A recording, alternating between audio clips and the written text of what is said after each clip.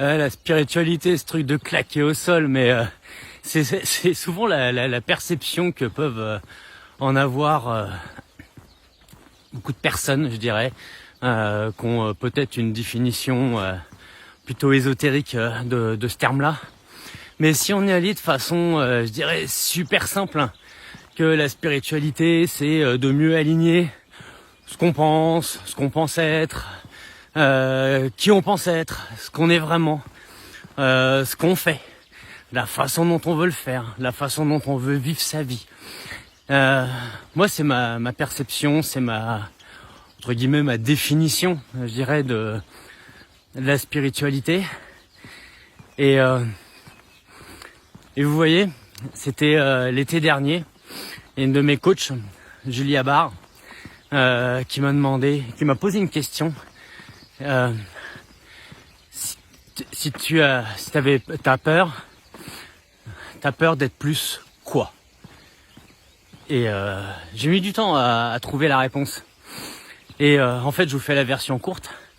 C'était ma réponse, celle que j'ai trouvée, c'était d'être aligné totalement avec qui je suis. C'est ce que je vis aujourd'hui, hein, clairement. Et c'est notamment à la suite de cette conversation avec Julie que j'ai complètement mis sur pied, monté la formation Ikigai ton business. L'avoir vraiment modélisé, je dirais. Et ça n'a pas eu un impact que sur moi, parce que aujourd'hui je vis vraiment le genre de vie que je veux, aligné avec qui je suis. Mais quand je vois des mecs comme Raja Salamé, qui avait une boîte hyper rigide et que il a adapté, il s'est approprié, je dirais, l'ikigai à lui-même et tous les modèles que je transmets, et que dans l'année il double son chiffre d'affaires, et puis on s'entend que l'année qui vient de s'écouler c'était pas top moumoute, et que là maintenant il est capable de s'éclater. Alors quand il est pas aux États-Unis, il est à Dubaï, et quand il est pas à Dubaï, il est ailleurs. C'est juste incroyable. Quand je vois Dominique de Saint-Laurent, qui a complètement assumé son côté multipotentiel et qui s'éclate complètement dans son business aujourd'hui, moi ça me fait plaisir de voir les autres réussir. Quand je vois Johannes Mince, agent à Bayonne, d'ailleurs merci Johannes, parce que c'est le premier gars qui m'a filé un coup de main sur le territoire français pour démarrer Compostelle.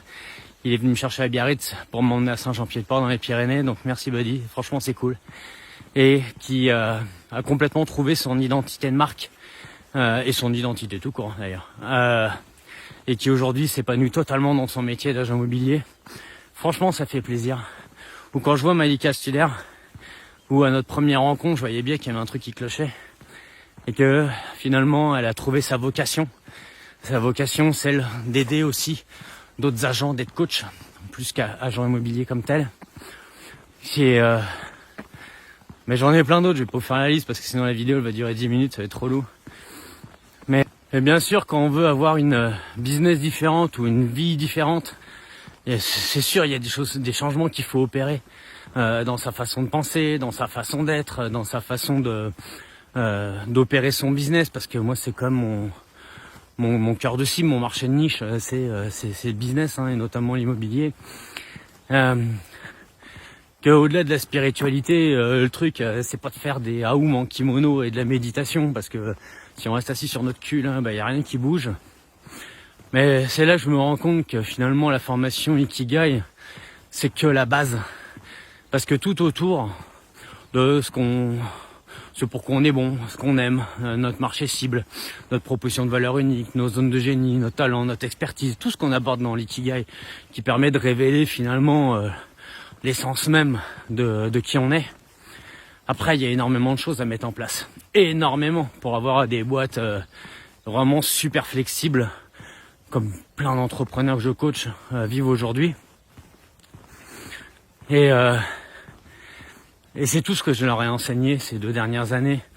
On a plus de 250 modules de formation, c'est des dizaines et des dizaines d'heures de contenu pour des boîtes flexibles, pour des boîtes rentables, et puis pour avoir le temps de kiffer la vie, quoi. C'est je savoure mon bonheur, peut-être parce que j'ai dormi 12 heures cette nuit et que je suis à balle, mais franchement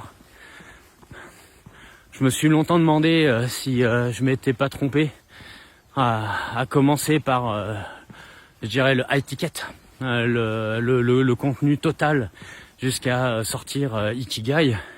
Mais en fait, je me rends compte aujourd'hui que Ikigai, c'est l'élément fondamental et tout autour, il y a le reste. Et puis, je vais redémarrer le reste que j'ai laissé ces 3 derniers mois pour préparer Compostelle. Je peux vous assurer, les amis, s'envoyer du pâté. Alors, si vous avez envie d'avoir une vie cool, des boîtes flexibles rentables, allez, on se reparle à mon retour. Bisous.